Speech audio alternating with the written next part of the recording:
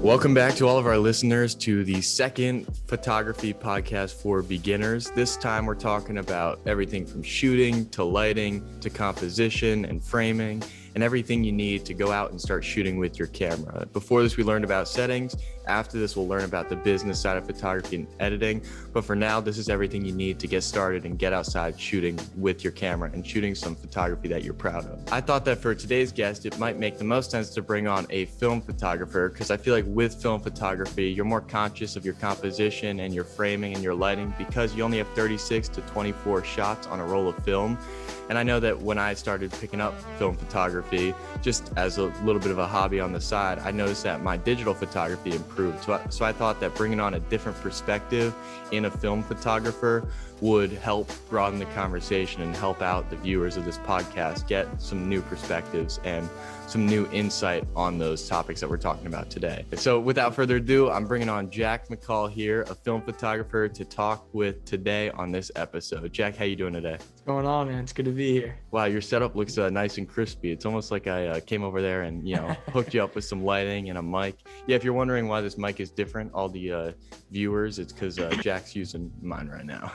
I had some help, some professional help. Yeah, well, I'm sure you could have Jimmy rigged something yourself since you know all those basics of lighting and composition. But yeah, I was just there to lend a helping hand. So before we get started talking about today's topics, can you tell us a little bit about how you got started in photography? Yeah, man. So it would have to be about junior year of high school. I didn't want to take gym class anymore. And in my high school, it was either gym or the art elective. I'm terrible at painting, so I was like, you know what, like it'd be cool to have a camera. I might as well give it a shot. So that was digital photography at the time, and from the moment I started shooting, I completely fell in love with it. I found myself really falling in love with night photography in particular. I was driving around at like all hours of the night through like different towns near me, just trying to look for things that I thought were cool with lights and everything. And I think that's really what sparked the creative flow for me. It wasn't really until freshman year of college that I started shooting film. And you can ask anyone I know from high school, especially my family, I was obsessed with digital photography and night photography in particular. But from the moment I picked up a film camera, I haven't shot digital since, which it sounds like a I don't know, dramatic statement, but it's honestly the truth. I haven't looked back, and I don't shoot night photography anymore. I miss it occasionally, but I've completely fallen. I've head over heels for the film. It's funny that you said you really like night photography so much, yet you end the film because the max ISO is like 800 or 1600. Yeah. So there's no chance you're shooting night photography with film. There's no chance. So it's funny how you made such a drastic switch from digital and night photography to literally the polar opposite. So was there any point that, you really saw yourself developing your own unique style in photography? Was it when you took that switch over to film, or was it earlier on? Yeah, so if I'm being honest, there's a local, I'm from Baltimore, Maryland, and a local night photography legend, his name is Patrick Joust. And when I was shooting in high school, I was trying to almost shoot exactly what he was shooting in a sense. Like, not the same spots, but I was looking at his work, just trying to emulate that because I thought it was such great work. And then once I started shooting film, I didn't really have an artist I was looking at as an inspiration. So I kind of just started to shoot what I wanted to shoot. So I would say about 2 years ago is where I really started honing in on my style and the way that if you look at my work as a collective, like all the pictures follow the similar sequence, and I think that really started about 2 years ago. I feel like I don't know if this is just because I'm from the younger generation, but I feel like when Instagram became popular, like people really started to pay more attention to like how their photography like looks in a gallery and in a sequence, because you have that grid structure. And I know like every time I hop on your photography page, I'm always impressed with like, oh, the colors match, the framing really lines up well. And I know a lot of people or some photographers that I know will go like super hard on laying out their grid structure But I feel like with your work, I can always like look at a photo and be like, oh, that's Jack's photo, because it follows such a similar style and theme. Yeah, I feel like a few people have said that to me, especially as of recently, past like year and a half. I've just been shooting an absurd amount of film, so I've been able to put out so much more than I ever had, and it's really all starting to like look very, very like, I'm almost like trying to like paint a picture in a sense so I know exactly what I'm looking for when I'm going out to shoot, if that makes sense. Yeah. You said you didn't really have like any photographers or whatever that you were trying to emulate, but is there anything? So like for me, I'm always like, even though I do mainly digital photography, I'm always like influenced by film photography. So I'll like even edit my digital photos to have like that kind of film look, which I know like some people in the film photography community would laugh at or whatever. But is there anything that really influences your work and maybe even like your editing or how you shoot? Yeah, this is a like, take all the technical terms out of it. I really like yellows. I like the yellow hue. And I'm lucky enough that I spend a lot of time at the beach and in the sun, and I always have my camera, so I get almost that without the edit often, because the sun with film, specifically Portra 400, is in the summer, it gives you a beautiful result. But I would definitely say I love that yellow hue that a picture can have on film that you can't get on digital. And now as I shoot more work, I look at more work on Instagram and on other people's websites, and I think there's a guy named Brian Chorsky. He goes back and forth between shooting film and shooting digital, and he's definitely my biggest inspiration these days as far as film goes. Nice. And I don't know have you ever tried shooting on expired film? Because you talked about that like yellow look, and I see some people like search out expired film because it has kind of that yellowing effect. Yeah, so I'm gonna be honest with you. I think it's all. I always saw that on social media, like, expired film, such a cool look. So I went out and I found some expired film and I shot it and it came back blank. So oof. Hit or miss with that. Yeah, hit or miss. And financially, I don't have so much room to be taking misses. So yeah, I haven't looked back yet, but I'd like to give it another look. If I know that it's going to come out, I feel like you could have some fun with it. And I just want to come back to a point that you had made about like, you like shooting in the sun and golden hour, because I think that's a perfect segue to talk about one of our topics for today, which is lighting. And I always say, like, for a new photographer, because this podcast is mainly focused on lifestyle photography, because like a lot of beginners when they're starting are like shooting their friends or shooting outside and they don't have like studio lights. So I always say use the light that you have, which for the best times to do are like sunrise and sunset, or for the reason being the light is a lot softer. There's not too many harsh shadows, and the light just has that like nice golden orange and yellows, and the sky is amazing. So do you have any tips regarding like what you look for outside in regards to lighting? Yeah, so because I started out basically just not, when I got into film, I wasn't taking a class. I was kind of got into it on my own and started shooting on my own. Just similar, like it was as if I'd never taken photography before, because the switch over was completely different from digital to film, I felt like. But what I really look for now is that time. It's like right after sunset, so not necessarily golden hour, but not when it's dark. It's almost like a bright like blue, but like a light blue. Like dusk. Dusk is a great, especially on film. I think dusk in the summer when there's still some sun coming out, and maybe if it's like an hour before sunset too, because I think sometimes you can get beautiful results with during sunset, but I sometimes think it is pretty harsh sun. So I always love an hour before and an hour after. It's beautiful, I think, especially on film. You never know what you're gonna get back from that. Yeah, and I feel like there's also that excitement with that, because like we talked about with film, you can't shoot at night, so you're kind of like rushing to beat the clock and getting these like nice photos, and that's like the exciting part about film is you only have a few shots, you only have a few times where you can shoot. And there's definitely that excitement there, but I think that the principles of that would transfer to people who are starting with digital photography. I completely agree. Yeah. Because I mean, lighting's consistent across all types of photography. You want to look for those times where you're not trying to fight the elements or fight the environment, and you want to look for that softer lighting, especially when you're just starting out and you don't really know how to manage like lens flares and everything. Look for those times where you're not really fighting yourself. So my brother went on a trip to Italy, and he was saying like they always went on these tours at noon and the photos look terrible. I'm like, yeah, you're shooting at noon. Like every photographer knows not to shoot at noon. Yeah. And he's like, well, how do I get around that? I'm like, you just learn how to not shoot at noon. So I think that's a good principle for people to learn. Going off that, it happened to me the hard way.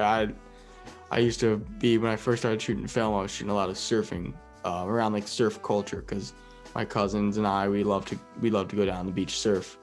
So I'd bring the camera, surf trips, stuff like that. But I'd realize like my shots from middle of the day were terrible. Like people's faces are squinting, like the sun, like the light's just not working. And then I'd see shots from like the end of the day, like packing up, and those are some of the best shots I've ever taken. So I really do think like just avoid that bright sun in someone's face. Like, and it sounds simple, but it's tough when the shot, like in your head, it looks so perfect. Yeah.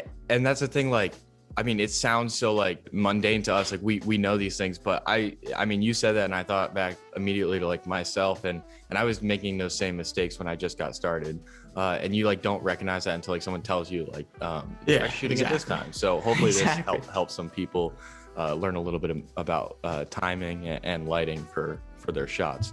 So the next thing I want to talk about is composition, because I mean, again, with film photography, there is that big emphasis on composition. It's not like you can just do a burst shot and take like 100 photos at once and just pick which one looks good with the composition. You really have to be deliberate. So is there, I guess, anything that you would like to share regarding how you compose your shots? Yeah, so I would, if I had to put a label on it, I would consider myself like a lifestyle photographer. I think I shoot a lot of pictures in normal places and like routine situations, but I think what's helped me out the most is a lot of my pictures involve people, and it's candid, nothing like posed, but when you like know that person intimately, like up close and personal, I think they're a little bit more comfortable with you. So in my compositions, I've been able to get close with the subject, and I think that brings out another personal feel. So like, not everyone's gonna let you come up within 2 feet and take their picture, especially if they don't know you. But if you're coming from that angle, right, where you're just shooting like strangers, or shooting like in a public place, I think back when I was shooting digital, one thing my teacher would always talk about is, and I'm sure you're familiar with this, like theory of thirds, right? So you split the picture up into 3, and you like to have, like, you don't want everything on one side, nothing on one side. So it's something as simple as that, like making sure your picture is even in a sense. Like, and it's so funny to articulate this because like now I got to shoot, I don't even think about stuff like that. Yeah. Right. And like, so I'm trying to think about what I think about when I have my camera in my hand, but it's almost all becomes second nature, that like, I just see something, I'm like, oh, that's exactly what I want it to look like, picture. But like, if I really break it down, like things like that look good. So like, theory of thirds is important, right? Like composition makes the image. Like I also have I like shooting straight on. So I'm not a big angle guy from either side. Like I like the subject straight on, and I can set up the picture with my camera. It's so hard to articulate, man. I'm trying to put it into words what I think's the best, but I'm still thinking about it. One of those things that you talked about is that like photographer's eye, which I can't put a finger on like when you develop it, but I know like I've definitely gotten it, and I'm sure you have, but like once you get it, you can't see the world in the same way. Anytime like I'm just out and about, I'm always looking at like, even if I don't have my camera on me, which is a very rare occasion, I'm always completely like, agree, oh, man. That's a nice framing in that park there. Those trees are, framing that walkway. I find myself like if I'm on a walk in my neighborhood, or like I'm trying to think. Recently, I was somewhere and I had forgotten my camera, like on an actual nice trip. I'm not sure how I didn't have my camera, but whole time we're driving, I'm just thinking like, oh, that's a great picture. That's a great picture. That's a great picture. So like, I think once you start shooting enough, it just one day shows up where like everything you see is a picture. At least that's how it's kind of been for me, and I love it. I mean, it makes the whole process 10 times more fun. And then it's exciting for beginners because you know it's coming, and like you'll know it when you have it. It's like if you ask any photographer about it, they'll understand what you're talking about. Completely. And I will say one thing it has made me be is a little bit more critical about like things that like I would have seen and been like, oh, that's a good photo. Like if I'm driving with my brother, because he's just getting started with photography, he was my guest for episode 1. He'll like point out something, be like, oh, that would probably be a good photo, right? And I'm like, it's not really a balanced frame, and so I'm like a little bit more critical about that, but it's definitely a good thing, and it's a good like practice for beginners when you're just driving around or walking around. Think of like, even if you don't have your camera on you, think of like where's a good photo. Take like mental pictures, and you'll start to develop that skill. I completely agree, and I really do think like this isn't necessarily on that, but in general, as a like. If you're just beginning to start photography, like the best thing you can do is get in your car, just drive around the neighborhood, drive around your town. Cause like you could live in a place that you think sucks, and I guarantee you there are pictures to be had there, like really nice images to be made in your town. And I've seen some of the most simple pictures that I'm like blown away by. So I really do think the best advice I can give is just go out and shoot, right? Like, I know there's a quote in, here at St. Joe's in the film lab, and it's like your first like 100,000 pictures are like your worst, right?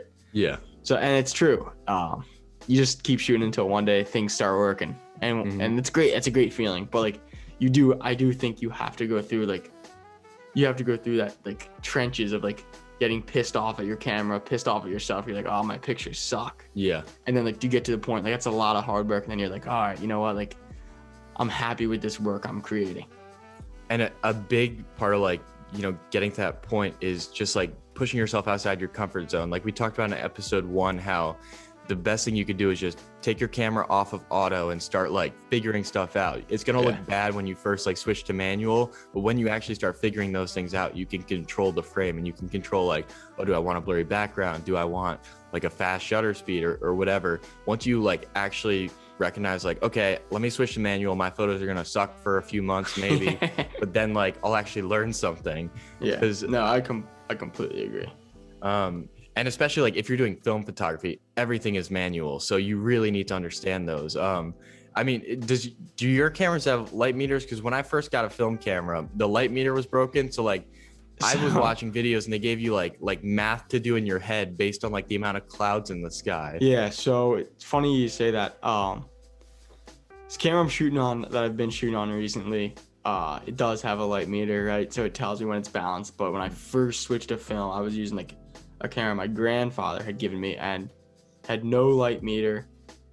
And so my first like 3 rolls of film were just either all just like bright and not like you couldn't even see a picture, or it was too dark. So I ended up having this app on my phone, and this is just a great story. I'd have to walk around and I'd see something I'd like, put my camera up, grab my phone, like put it in front so it could cover it. It would tell me what settings to put it on, and then I would obviously switch my camera to that. But by the time you have your settings, it's already changed. Yeah, some cloud came in. So it's stuff like that I think like it almost makes you a better photographer, because like it's all the experiences, all the shooting, things just start to work out. It's like the same thing with anything. Like if you're playing a sport like and you suck for like a year or 2, but you keep going every day, like you're gonna make a shot eventually. That's what I've learned with taking pictures. I feel like, I mean, if you can get yourself a camera with a light meter, it definitely helps. It definitely helps. Yeah, it definitely helps. I just thought that's an interesting thing how like we've both gone through that, and I think like every photographer or film photographer probably has at some point where light meter is broken, but I just thought I want to get your insight on that, because that almost made me stop. But then I got the worst back and everything was correctly exposed, so I'm like, either this math worked out or I had a really good technician at the lab who just like saved my photos.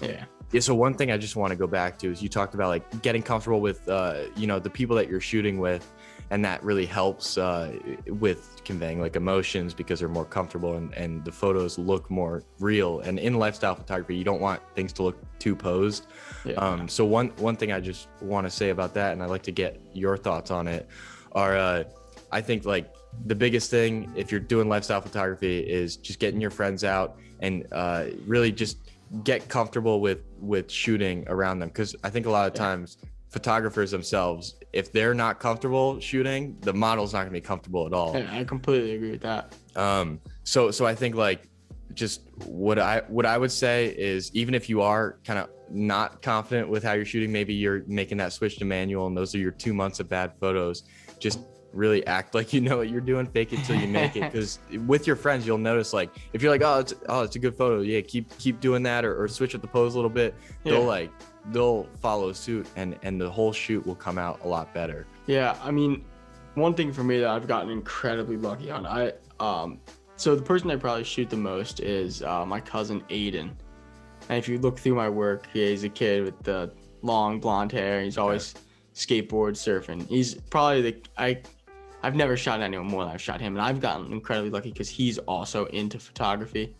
So he's kind of understanding what's going on. So like, he basically, like, I really got lucky too. He's just an incredibly photogenic kid, and he does a lot of cool stuff. So when we're hanging out, like, the camera's there, I take a picture of him just doing routine day, and somehow it turns into a beautiful image.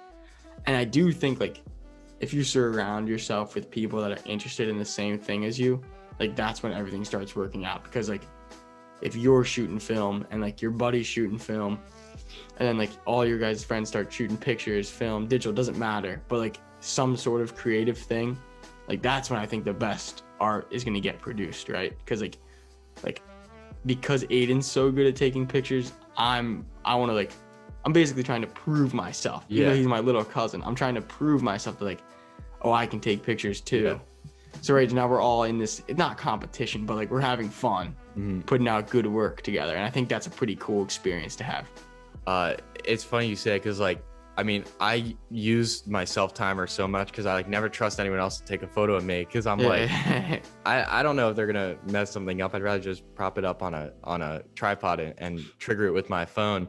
If they're not a photographer. If they are one, then it's like, when you're a photographer, you recognize, like, all these things that go into it, and you don't really, like, it's not that you don't trust anyone, but you kind of trust yourself more. I completely agree. And it's funny you say that about, like, trusting another photographer, because like, you told me we were doing this podcast, right? So I follow your Instagram, I follow your photo Instagram, I see all your photos all the time, and I always look at it, and it's funny because our photo styles, I would say, are completely different. Right?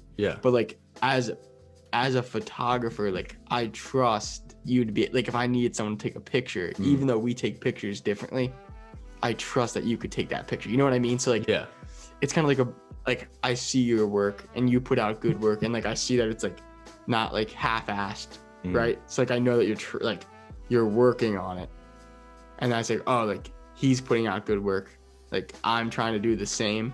It's like, we're kind of in this together type of thing, right? So, exactly. And that's cool. And that community of, like, photographers, and what you were talking about, like, how our work is so different, is something that, like, when you're a beginner, you might not find this right away, but at some point you're gonna, like, find what sets you apart, and you want to, like, work on that and kind of work on your lane a little bit. It's fine to, like, branch out in the beginning and figure out what you like shooting and what you're good at, but once you are getting good at something, really double down on that and improve at that. And then, like, in a year or two, you could switch it up and try something new, but don't, like, rob yourself of the opportunity of, like, going all in on, like, a style of photography, like portrait, landscape, bird photography, if you want to do that. I completely agree with that.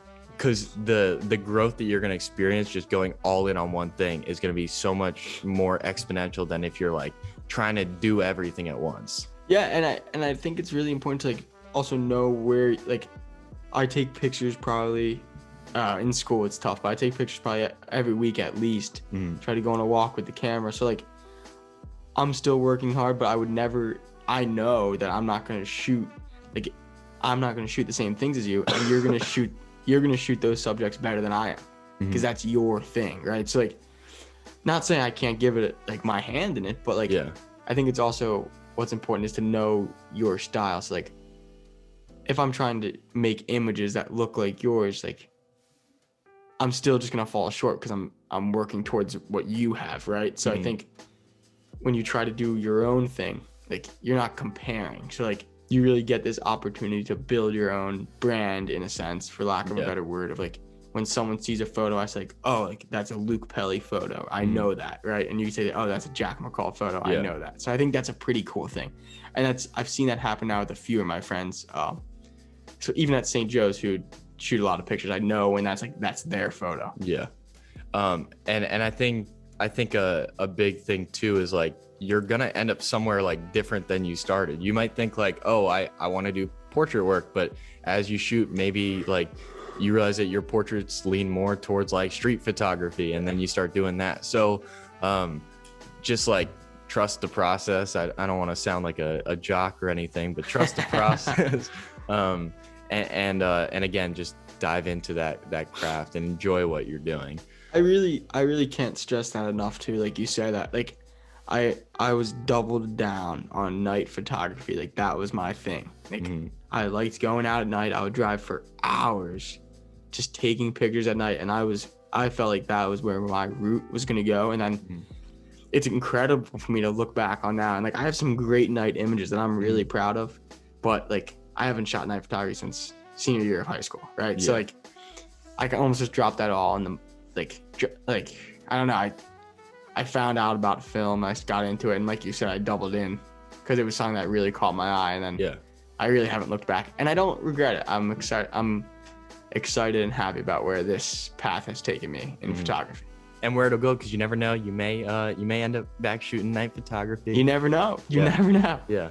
So I didn't have any photos in my apartment. So I just printed this guy at the print lab and framed it. And yeah, I'm thinking of starting selling prints. So if any viewers here would like to purchase prints, let me know in the comments so I can gauge interest before I, launch some prints. But this is an example of what it might look like. All right. With that being said, Jack, it was a great chatting with you today. I feel like I learned so much in this, and I mean, I hope the viewers learned something as well. This was a really fun episode. Great hearing everything you had to say about film. It makes me want to pick up my film camera and give it another go. You got to do it, man. Yeah. Is there anything you'd like to leave the viewers off with? Maybe can you let them know where your photography Instagram is so they can find you? Or so if I could say anything before I leave you my account, just keep shooting, right? Like when I started shooting film, I made some pretty bad pictures, some really bad pictures, but I just keep letting it rip. Become friends with who's ever developing your film, like whatever studio or shop you drop your film off to. Become friends with them. Makes everything a whole lot easier, and just keep shooting it. And if you really do love what you're shooting, it'll work out. It always does. So that's the best advice I can give. Just let the camera keep rolling. Awesome. Rolling. And where can they find you? You can find me at Jack Mccaul Photo on Instagram. All right, that'll be in the description, so give Jack a follow. Like I said, I've learned a ton from him, so you may pick up some useful tips as well. With that being said, it was great chatting with everyone today. Tune in next time for episode 3, where we talk about editing and the business side of photography. So that'll be another great conversation. I'll see you guys in the next one. Peace.